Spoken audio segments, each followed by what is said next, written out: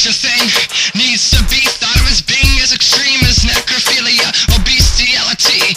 Such a thing needs to be extinct if we're gonna have a change in society. If we're to raise children healthily, properly, equally, respectfully, correctly. And here I am, a male, not yet ready to call myself a man, and I'm trying my best to understand